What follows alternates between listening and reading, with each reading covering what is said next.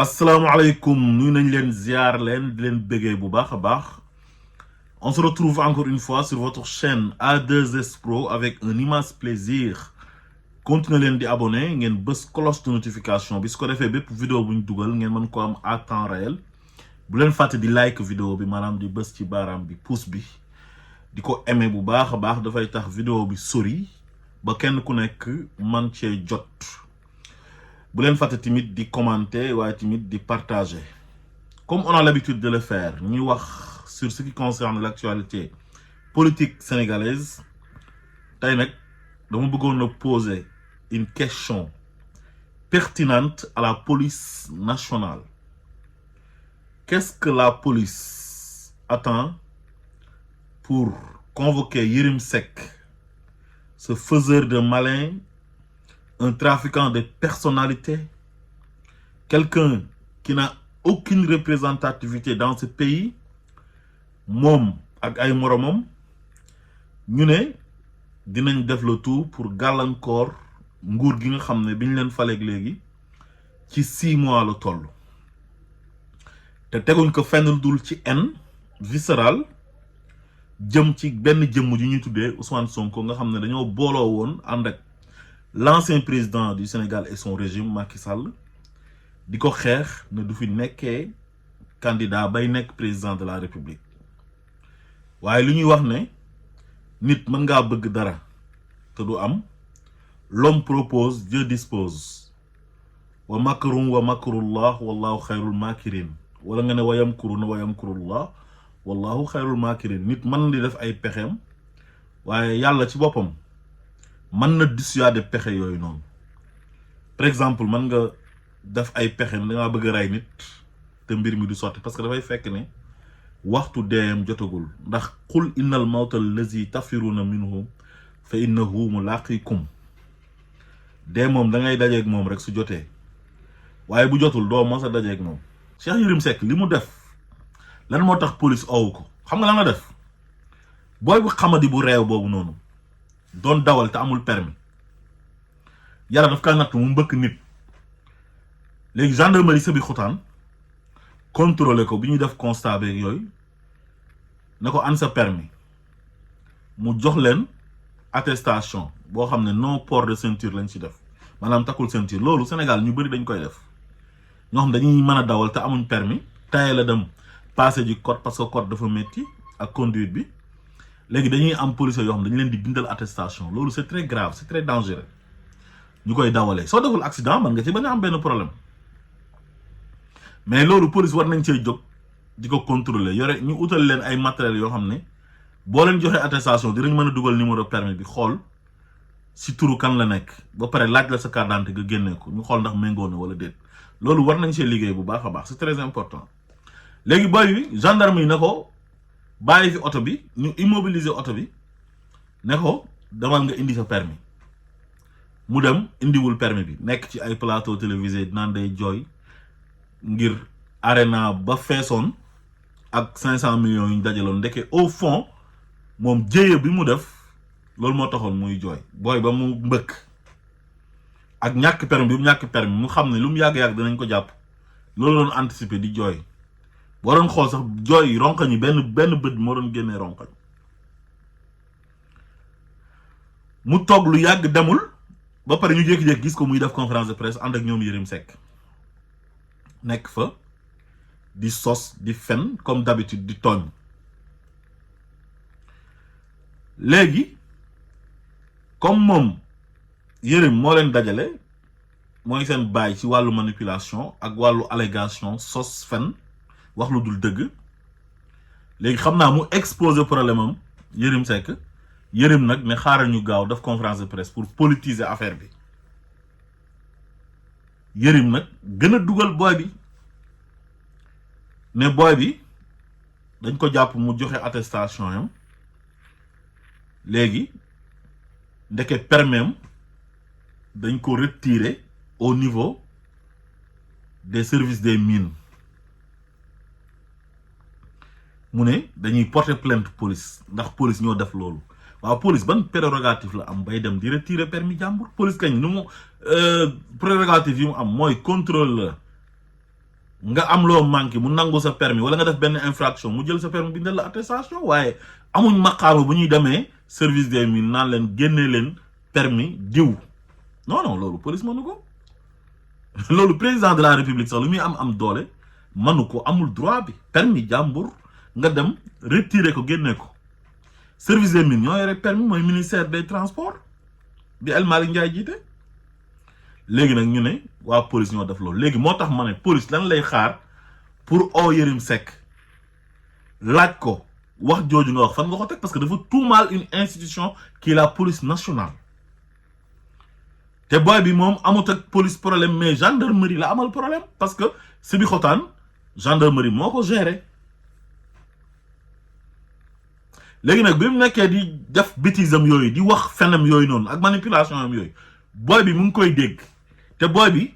en âme et conscience xam na ne moom amul permis parce que bu amoon permis dina wax ne man am naa permis léegi nag ñu bëgg a jël affaire bi politiser ko maa ngi dégg benn vocal bi mu def gars yi di ko tasaare ci réseaux sociaux yi mu naan waaw maa ngi nii ci gendarmerie bi waaye sant leen yàlla mbir mi dinaa ci génn bu kenn jaaxle mel ni moom il représente quelque chose quoi Sénégal dafa neex Sénégal da ngay tooñ def sa infraction ñu jàpp la nga jiñ ko nguur gi quoi loolu neex na non Sénégal dafa yomb quoi léegi lii ba kañ ñii il faut que nit ñi il faut que ñu arrêter leen il faut qu'ils arrêtent parce que lii ñu bëgg a nekkee mënta nekk Yerim Seck moo la gën a xam ne dafay fen booy bi amul permis booy bi déglu naa yaayam mu wax na wax ju rafet macha allah yal na ko yàlla may gudd fan ak wér xam nga guy toujours dafay jur xetax loolu lay saalum di wax parce que boo jëlee doomi buy bi ci biir fa lay buy yi di nekk ñu koy utiliser mais ci kaw xetax la ay affaire yoo xam ne boo ko bu la laalee sa yaram bi day xasan moo tax ñu ne buy dafay jur xetax parce que xetax ak buy ça n'a rien à voir mais yaayam biñ ko laajee ci affaire yi permis bi sa doom bu amee permis xanaa dina la ñëw ne la yaay sama permis ngi nii ñaanal ma wala dara dina xam na am nga permis mais yaayam waxul benn wax boo xam ne day niroog ne doomam am na permis booy bi tamit bu amoon permis dina wax ne man am naa permis am naa ko année bii laa ko am mais doo ko mës a dégg ci ay waxam booy bi ci ay propos yam ba mu wax ba tuddale na la man am naa permis sama permis xanaa war naa mën a jàpp numéro bi man wala ma yore benn capture d'écran boo xam ne dinaa ko am na lu ma doon lijjanti ñu laaj ma ko wala dara parce que léegi ak téléphone yi da ngay capturer yu bëri sa carte d'identité daf ciy nekk sa passeport tout ça man mii tey sama permis ba ma ko laajee mën naa la wax ban at laa ko am mais booy bi amul permis di dawal mbëkk nit gendarmerie di def liggéeyam jàpp ko ne ko dama indi sa permis mu ne sama permis mu ngi Dakar bàyyi leen attestation ñu toog di ko xaar jékki-jékki gis ko muy def conférence de presse di tooñ moog ñu ànd ak Yerim ay Abu Diallo dof boobu nga xam ne moom it boo xoolee kanam gi xam ne dof la un vaurien tilim salté ñooñu la Yerim dajale tey Yerim mi nekkoon Jeune Afrique Intelligent di dajale ay di dajeek ay président de la République ay personnalité de haut niveau tey moom wàccee boppam ba dajale ay nit ñoo xam ne mbalit lañ ci Sénégal tekkiwuñ dara ñu dul ay saagakat ay boy yoo xam ne seen bopp yi dara nekk ci jànguñ dara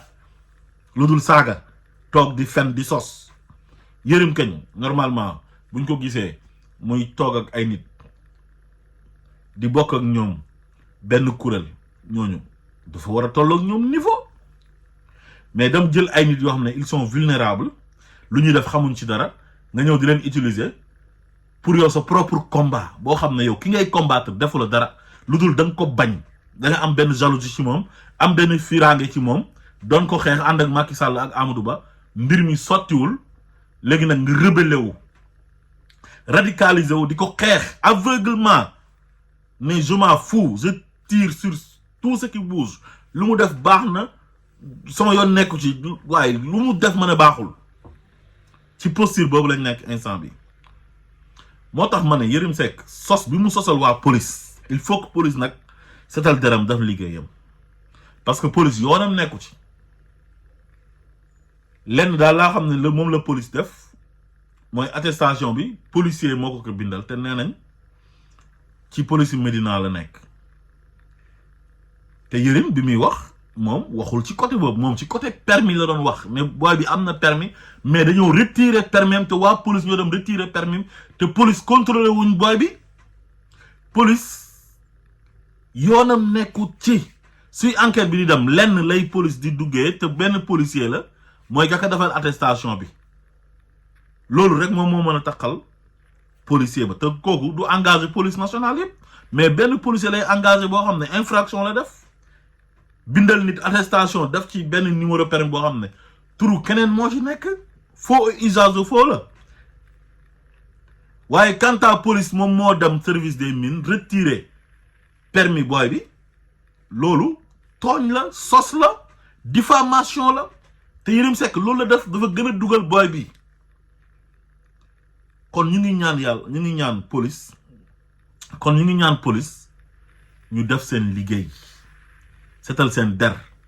dëkk bi waruñoo bàyyi ay nit ay vauriens des énergumènes ñu tekkiwul dara pour leur propre intérêt parce que xam nañ ne mënatuñoo am accès ci nguur genre nguuru Macky Sall yi médiocre yépp dañ ci amoon accès di fenal nit ñi di sosal nit ñi di saaga ñu leen di fay ñii nag ñëw oote jubal jubanti ne affaire yi caaxaan affaire yi sos affaire yi fen jeex na fi te xam nañ ne ñoom duñ mës a collaborer ak ñii loolu moo tax ñu nag radicalisé wu ne dañuy xeex ak ñii te teguñ ko ci yoon donc Yerim Seck boobu booy yi nga xam ne ñoom la jël dajale leen nga xam ne benn profession rek lañu am ci Sénégal mooy di dénigrer Ousmane Sonko di wër ay plateau télévisé di saaga Ousmane Sonko di wër ci réseaux sociaux yi di saaga Ousmane Sonko loolu phénomène boobu muy commencé ci mbiru Adji Sarr Macky Sall mu salte mu bon moom noonu moog ñi mu àndaloon ñoom Antoine Diome ñoom Ismaïla Madior Fall ak bandi yu mu àndal seen mafia bi ñoom ñoo fi xewal lool recruter ay nit di leen yebal ci média yi pour ñuy saaga Ousmane Sonko di ko enfoncer ci dossier bi nga xam ne ñoom ñoo ko créé muy seen dossier arme sexuelle boobu noonu di Adji Sarr ngir yàqate ko yàq àddunaam carrière politique am yàqu yàlla na noono lu ne def nañ ko ngir yàq Ousmane Sonko yàlla bañ ñu dëgër bopp nag insister na duñ bàyyi léegi nag booy yooyu nga xamante ni am na ci ñoo xam ne Moustapha Diakhaté sax moo leen recruter woon ngir ñuy saaga Ousmane Sonko di ko xas booy yooyu la Yerim Seck tey jël formé benn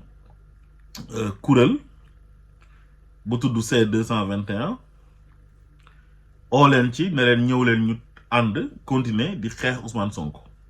donte nag waxuñ ko dañoo gëmloo Sénégalais yi ne seen mouvement boobu mouvement la boo xam ne day neutre àndut ak kenn te loolu ay fen la léegi mu am ci benn booy bu xamadi nga xam ne dafa réew ba dof man des fois dama koy xool damay rey sax quoi dama naan kii lan la foog il se croit tout permis quoi booy boobu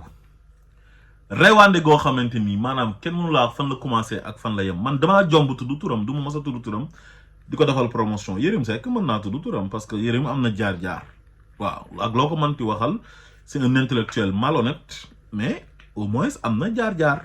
wax dëgg yàlla kon kooku mën nañ ko sax xaw a nawloo woo tuuti tudd turam waaye yeneen booy yi kenn amu ci maqaama moo tudd sa tur léegi ki nga xam ne moom moo ci nekkoon Seneweb foofu laa ko commencé seetaan man bon mosuma intéressé sax mais di ko gis nii rek ci télé bi quoi man mosuma neex parce que man dama am flair wu xam nit ku faux quoi te man nit boo foowee man doyewuma dara man j'ai pas besoin de regarder des faux types xam nga man awma ci ñoom soxla quoi man damaa bëgg nit koo xam ne da ngay nekk une personne entière xam nga un homme entier quoi nit koo xam ne yow da ngay nekk nit ku honnête li nekk ci yow nga wane ko mais nit koo xam ne da ngaa faux man soxlawuma la sa ay mbir sama yoon nekku ci léegi am na nag ñuy wax ne booy boobu c'est un journaliste des fois nga dégg ay journaliste sax yi wax ne journaliste la masul nekk journaliste waaw bu eboon nag journaliste yi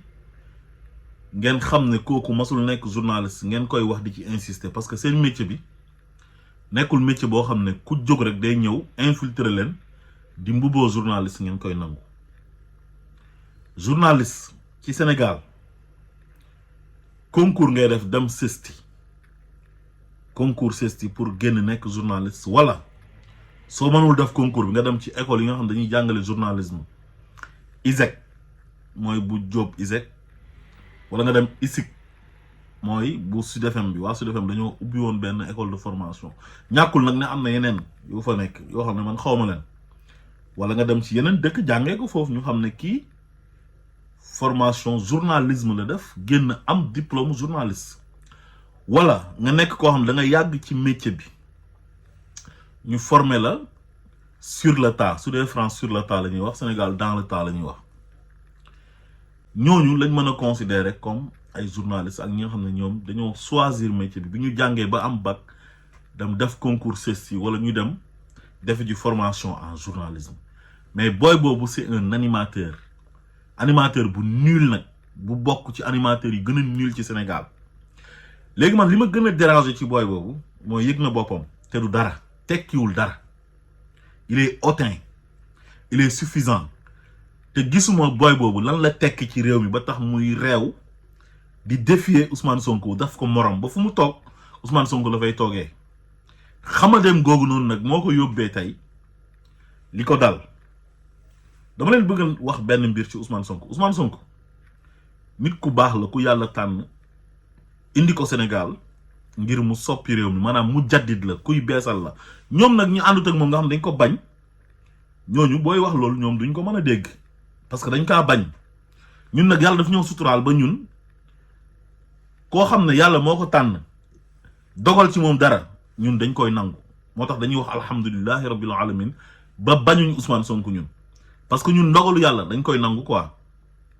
léegi ñi nga xam ne ñoom ñoo ko bañ ñoom ñooy défier yàlla parce que ku nangu lu yàlla dogal doo sonn sa xol du jeex waaye ku bañ lu yàlla dogal di nga sonn di nga jaaxle ñoom li leen sonal mooy jalousie ak aigri fiiraange ak soxor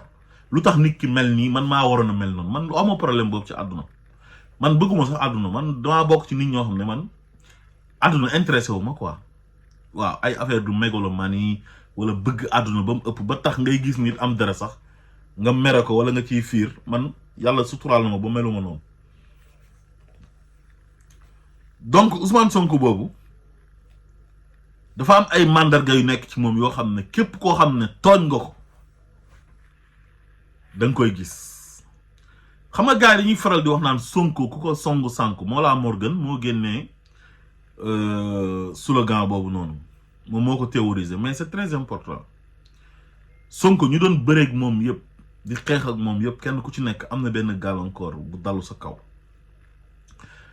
li tax ma gëm ne Sonko ku ko Songu Sanku yonent bi sallallahu alayhi wa sallam dafa am benn xadisam daf ne salaasatun laa turaddu du'aa'uhum mu ne ñett ngi nii duñu delloo seen ñaan yàlla du delloo mukk seen ñaan ñu ne ko ñan ak ñan la mu ne al imaamul aadil mooy njiit bu jub kocc màndu deuxième bi mu ne assaami hatta yuftara koo xam ne dafa or gu wér or gu sell ba ngoon mu dog lu mu ñaan yàlla da koy nangu du ko delloo mukk ñetteel bi mooy al mazlum koo xam dañ ko tooñ néewal ko doole di ko tooñ di ko jëw di ko xas di sos di jëmale ci moom di yàq deram waaw ñett yooyu yëpp ndax mën ngeen cee génnee Ousmane Sonko al imaamul adil la njiit la président wu parti ba pare dafa jub njiit bu jub la jub moo ko yóbbee coono yu ko dal yëpp ci régime Macky Sall parce que dafa ñëw oote njub oote mbaax am ay nit yoo xam ne nee nañ ci këru diine lañ bokk sax di ko xeex te ñoom moom lañ waroon a jàppale parce que nitu diine ku baax la war a jàppale warul jàppale ku bon kuy oote mbaax la war a jàppale parce que al ulama warasatul anbiya boroom xam-xam ñoo doon yonent yi te yonent yi bi ñu fi nekkee dañ doon digle lu baax di tere lu bon kon defe naa ne boo doon na yonent boo gisee nit ku oote mbaax yow waroo bokk ci ñu koy xeex kon képp koo xam da ngay mbuboo ne yow sëriñ nga te doon xeex Ousmane Sonko da ngay nax nit ñi waaye critère yi yonent bi wax ne moo war a nekk ci sëriñ yow nekkul ci yow kon nit kuy naxaate nga. deuxième bi mooy assaami hatta yuftara mooy koo xam ne dafa or ba ngoon jot mu dog. Ousmane Sonko ñëpp xam nañ ne diine moom daf ko bëgg day or lundi di or jeudi di or weeru koor muy shahru ramadan mubarak. troisième ba al mazlum mooy ku ñu tooñ. Ousmane Sonko mooy ku ñu gën a tooñ bi Sénégal nekkee Sénégal ba léegi mosuma gis nit kuñ tooñee ni Ousmane Sonko. Macky Sall nekk na fi jël doole nguur teg ko ci kawam li nga xam ne ñun ñëpp ñoo ko bokk Ousmane Sonko am ci wàll mu ko koy xeexee loolu yéen ñëpp teg ngeen ci seen bët. mu war a nekk candidat mu nekk son droit le plus absolu Macky Sall na ko doo fi nekkee candidat parce que lan la moom mooy président nee na ku mu bëgg mooy nekk candidat ku mu bëggul du nekk candidat moo xam sénégalais yi bëgg nañ ko moo xam bëgguñ ko moom il s'en fout. ànd ak nag groupam bi nga xam ne Yerim Seck ci la bokkoon seen association de malfaiteurs boobu ñu ne dañuy xeex Ousmane Sonko. léegi kon Ousmane Sonko ku ñu tooñ la barricade na ko këram 55 jours toj na vitre otoom créel na ko ay dossier judiciaire yoo xamante ni ay fen la du ci dara boole ko ak ay magistrat corrompu ñu koy condamné di ko tooñ jël ay nit comme groupe bu Yerim Seck bii nii mu dajale tasaare leen ci plateau télévisé ñu koy saaga di ko xas di ko attaqué di ko traité de tous les noms d'oiseaux di ko jiiñ ay viol jiiñ ko sàcc rebelle force spéciale terroriste salafiste donte salafiste dara nekk ko fi idéologie la ci diine l'islam loolu yëpp mu subir ko moo tax ñi koy tooñ ñëpp ak ñi bokk ci ñi koy tooñ ñëpp tôt ou tard dinañ am gàllankoor boo xam ne yàlla mooy fayul Ousmane Sonko wala ñu alaku comme Yerim Seck mii boo ko xoolee xam ne dafa alaku. Yerim Seck moom daf na Jeune Afrique intelligent la nekkoon boo ko invité waan télé lan la daan wax da doon glorifié wu nan j'ai été reçu par pas mal de chefs d'État africains di dem ci sommet CEDEAO yi sommet Union africaine benn jour sax mu ngi toog ne mas nañoo dem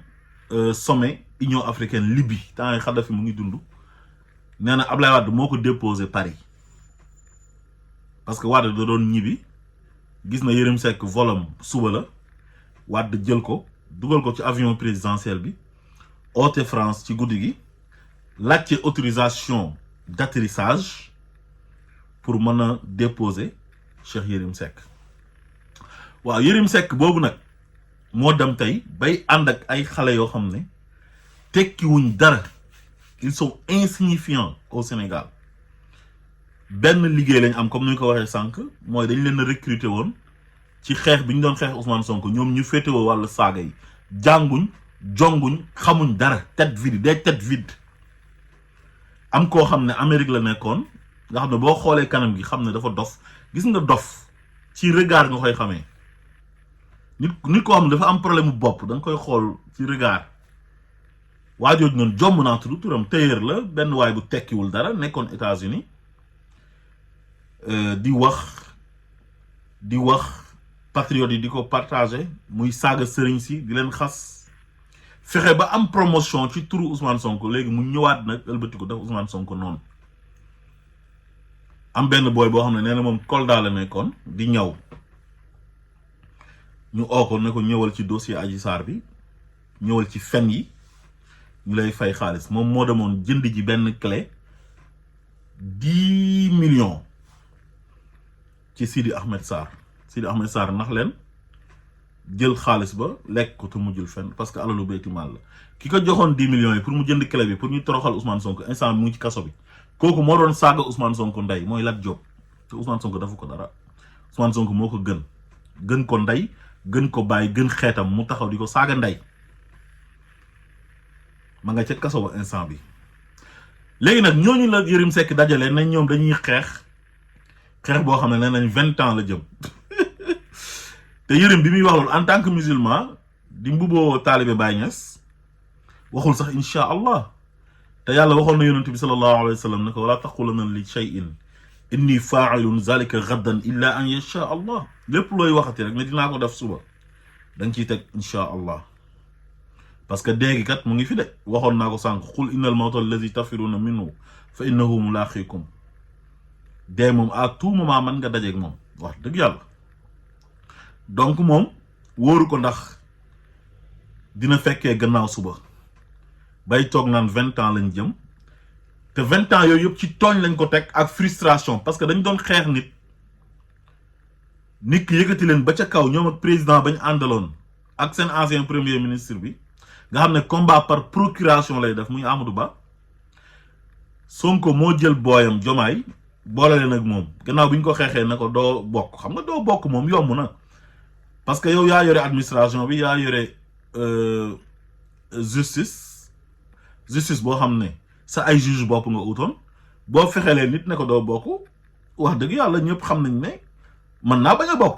parce que fi nga war a jaar yëpp pour jaay ko doole xañ ko àqam ak yelleefam def nga ko donc évidemment dafay réussir waaye léegi nag kooku yàlla def ci xelam mu bool leen ak booyam fexe ba candidature booyam boobu jàll booyam boobu moo leen duma ñoom ñëpp moo tax nag ñoom ñëpp ñu jëfuur mer ne léegi dañuy continuer xeex boo xam ne tey nekkuñ ci contexte boobu ñun nee nañ dañuy def comme li Ousmane Sonko doon def Ousmane Sonko li mu doon def loolu contexte la woon contexte bi moo ko laajoon mais instant bi dañoo nekk ci ère bu bees fal président bu bees war ko may temps de grâce pour mu liggéey ngeen ñëw di saboter di tooñ waaye seen tooñ yooyu moo mënta continuer parce que réew mi réewu yoon la mënu leen fee nekk di saaga nit ñi di xas nit ñi di def lu leen neex ba pare bu ñu leen laalee société civile bi jóg naan ay liberté d'expression kon na police def liggéeyam ñu oo Yerim Seck laaj ko li mu wax fan la ko teg su jalgatee yoon ñu teg ko ci yoon comme tout le monde asalaamaaleykum wa rahmatullah